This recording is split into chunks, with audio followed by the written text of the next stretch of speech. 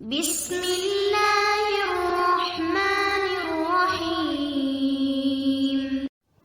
شعبان ایک مہینے کا نام ہے۔ اسے شعبان اس لیے کہا جاتا ہے کہ اس ماہ میں عرب پانی تلاش کرنے نکلتے تھے، اور ایک قول یہ بھی ہے کہ وہ جنگوں میں نکلتے تھے، اور ایک قول یہ بھی ہے کہ اس مہینے کو رجب اور رمضان کے مابین ہونے کی وجہ سے شعبان کہا جاتا ہے۔ حضرت عائشہ رضی اللہ تعالیٰ عنہا بیان کرتی ہیں کہ رسول اکرم صلی اللہ علیہ وآلہ وسلم روزے رکھتے تو ہم یہ کہتے کہ آپ وہ روزہ نہیں چھوڑیں گے، اور جب آپ روزے نہ رکھتے تو ہم یہ کہتے کہ آپ رسول اللہ صلی اللہ علیہ وآلہ وسلم روزہ نہیں رکھیں گے۔ میں نے نبی کریم صلی اللہ علیہ وآلہ وسلم کو رمضان کے علاوہ کسی اور مہینے میں مکمل مہینہ روزہ رکھتے نہیں دیکھا، اور میں نے انہیں شعبان کے علاوہ کسی اور مہینے میں زیادہ روزے رکھتے ہوئے نہیں دیکھا۔ مسلم شریف کی ایک روایت ہے کہ نبی کریم صلی اللہ علیہ وآلہ وسلم شعبان کے مہینے میں تقریباً سارا مہینہ ہی روزہ رکھا کرتے تھے۔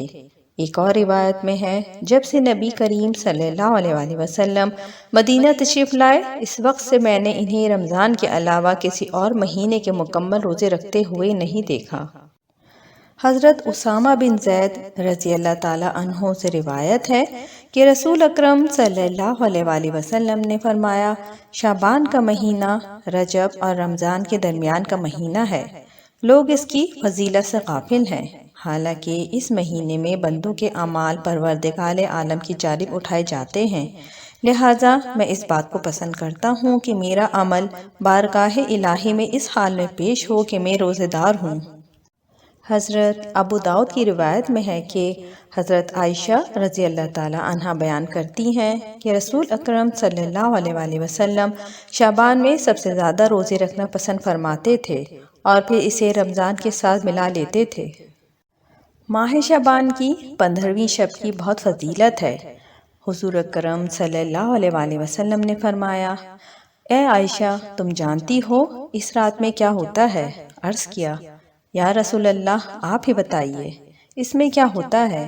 آپ صلی اللہ علیہ وآلہ وسلم نے فرمایا، اس رات میں یہ ہوتا ہے کہ حضرت آدم علیہ السلام کی اولاد میں سے جو شخص اس سال پیدا ہوگا اور جو ایک سال میں مرے گا، اس کا مرنا اور پیدا ہونا لکھا جاتا ہے، اور جو فرشتے اس کاموں پہ مقرر ہیں، ان کو اطلاع دی جاتی ہے کہ جتنا جتنا رزق مخلوق کو اس برس میں ملے گا سب لکھا جاتا ہے۔ اور اس 15ویں رات اللہ تعالیٰ سورج ڈوبتے ہی اس دنیا کے آسمان پہ تشریف لاتے ہیں، اور ارشاد فرماتے ہیں کہ کوئی نیک بندہ ایسا ہے جو ہم سے بخشش مانگے تو ہم اس کو بخش دیں، کوئی رزق مانگے تو ہم اس کو رزق دیں، کوئی مصیبت کا مارا دعا کرے تو اس کی مصیبت دور کریں۔ اسی طرح صبح ہونے تک ارشاد فرماتے ہیں، بس بندوں کو چاہیے کہ اس رات میں خوب عبادت کریں اور اپنے گناہوں کی معافی مانگیں، اور 15ویں تاریخ کو روزہ رکھیں، اور اللہ تعالیٰ اس رات میں اپنی مہربانی سے بے شمار بندوں کو بخشتا ہے، مگر کافر، مشرک، کینہ رکھنے والوں کو اور قاتل کو نہیں بخشتا۔ حدیث شریف میں ہے کہ شعبان کو اس لیے شعبان کہا جاتا ہے کہ اس میں روزے دار کے لیے خیر کثیر تقسیم ہوتی ہے، یہاں تک کہ وہ جنت میں داخل ہوتا ہے۔ ایک اور جگہ ارشاد ہے کہ ماہ شعبان بہت ہی برگزیدہ مہینہ ہے، اس ماہ کی مبارک عبادت کو اللہ تعالیٰ بہت ثواب عطا فرماتا ہے۔ 15 شعبان میں مندرجہ ذیل واقعات نموں ہوئے۔ شعبان معظم کی 5 تاریخ کو سیدنا حضرت امام حسین کی ولادت مبارک ہوئی۔ 15 شعبان کو شب برات میں امت مسلمہ کے بہت زیادہ افراد کی مغفرت ہوتی ہے۔ شعبان وہ عظیم مہینہ ہے جو حضرت محمد صلی اللہ علیہ وآلہ وسلم سے منسوب ہے۔ آپ اس مہینے میں روزے رکھتے اور اس مہینے کے روزوں کو ماہ رمضان کے روزوں سے متصل فرماتے تھے۔ اس بارے میں حضرت کا فرمان ہے کہ شعبان میرا مہینہ ہے، جو شخص اس مہینے میں ایک روزہ رکھے تو جنت اس کے لیے واجب ہو جاتی ہے۔ حضرت امام جعفر صادق فرماتے ہیں کہ جب ماہ شعبان کا چاند نمودار ہوتا تو امام زین العابدین اپنے اصحاب کو جمع کرتے اور فرماتے، اے میرے اصحاب، جانتے ہو یہ کون سا مہینہ ہے؟ یہ شعبان کا مہینہ ہے۔ اور حضرت محمد صلی اللہ علیہ وآلہ وسلم فرماتے تھے کہ شعبان میرا مہینہ ہے۔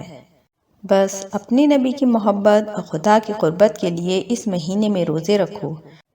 شعبان معظم کی 15ویں شب کو عبادت کرنا بہت ہی فضیلت کا باعث ہے۔ اس شب کو شب برات بھی کہا جاتا ہے۔